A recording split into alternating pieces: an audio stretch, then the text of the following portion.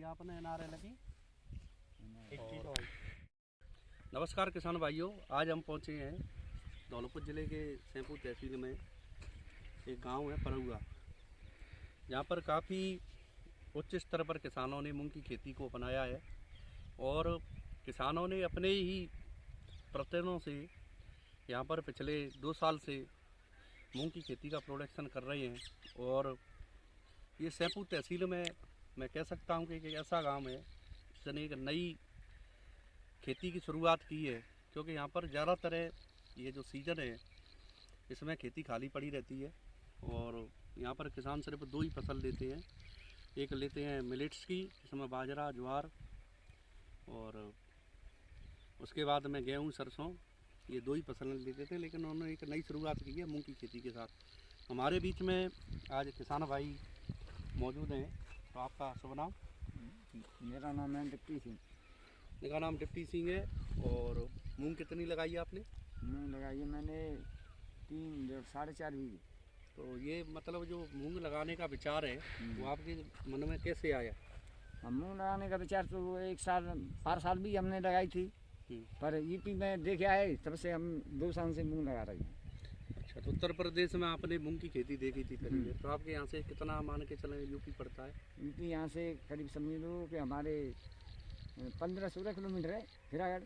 हाँ, तो इनका मानना है कि इन्होंने उत्तर प्रदेश के किसानों से प्रेरित होके यहाँ पर मूंग की फसल की, और इन्होंने मूंग की फसल की तो इनकी प्रेरणा से गांव के बाकी लोगों ने मूंग की फसल का उत्पादन किया। हमारे गांव में कम से कम 120 बीघे मूंग की खेती है। 120 बीघे।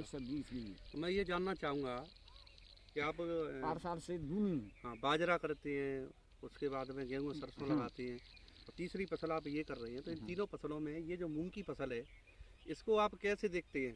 क्या इसमें फायदा आपको दिखता है? अब जहाँ नहीं होगा कि नहीं कार्तिक होगा तो जहाँ में मूंग की फसल से ही किसान की पूर्ति है जाते।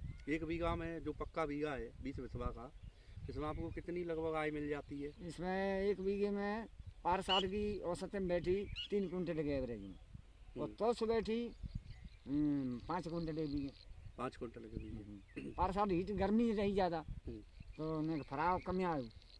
तो आपने जैसा बताया कि आपने एक FPO है, सैंपू गोला फीड प्रोड्यूसर कंपनी, जो नेफेड द्वारा संचालित है, वहाँ से आपने इसके मूंग को परचेज किया है बीज को। तो मैं ये पूछना चाहता हूँ कि जैसे आपने वहाँ से बीज लिया है, आपने बाजार से भी बीज लिया है, तो दोनों बीजों में आज जो उपजने के बाद जो पेड़ खड़ा हुआ है उस परिस्थिति में कितना आप अंतर देखते हो?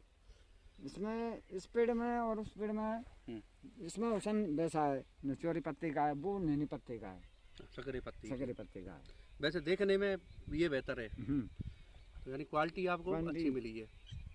तो बाजार कहाँ से करते हैं आप? हम बाजार यूपी में ले जाते हैं। उत्तर प्रदेश में बेचते हैं? हाँ, यूपी में। लेकिन अब FPO भी आपका खरीदेगा मंडी लाइसेंस के द्वारा, तो आप यहाँ भी अच्छी रेट पा सकते हैं। और क्या, और राजस्थान के माल को आप राजस्थान में ही बेचें। ठीक है, तो किसान भाइयों को जो और भी हैं, तहसील है अपनी काफ़ी बड़ी है, तो बाकी किसानों को आप क्या संदेश देना चाहते? क्या उनको गर्मियों में खेत खाली छोड़ने चाहिए या कोई फसल लेनी चाहिए? फसल लेनी चाहिए किसानों को। हाँ, गर्मी के टाइम में फसल लेनी चाहिए। तो उससे फायदा क्या है? फायदा ये है कि किसान जहाँ में आर्थिक स्थिति में, हाँ, आर्थिक स्थिति सुधार में आ जाए। भाई कार्तिक से वर्षा ज़्यादा आ गई तो बाजरा की खेती खत्म हो गई, एक ही फसल रह गई। गेहूँ की फसल वो बरसात वैसे नष्ट रहेगी। तो ये आपके बीच में थे डिप्टी सिंह जी, एक प्रगतिशील किसान है, इनका गांव परौआ है, तहसील सैंपू, जिला धौलपुर, राजस्थान के रहने वाले हैं। और इन्होंने मूंग की खेती की शुरुआत की और किसानों के लिए एक प्रगतिशील किसान के तौर पर ये अब जाने लगे हैं, और पिछले लगभग 3 साल से ये मूंग की खेती कर रहे हैं। और जैसा इन्होंने बताया कि इन्होंने पहले 2 फसल लेते थे, फिर 3 साल बाद ये उत्तर प्रदेश गए, वहाँ किसानों की मूंग की खेती देखी, उससे प्रेरणा लेके फिर अपने गांव में एक छोटी सी शुरुआत की। और आज बता रहे हैं कि गांव में 75% लगभग भूमि पर आज मूंग की फसल होती है। तो बहुत बहुत धन्यवाद, आपने क्षेत्र में एक नया काम करके दिखाया, और इसी प्रकार से आप अन्य फसलों में भी भाग्य जमाएं और किसानों को बताएं। धन्यवाद।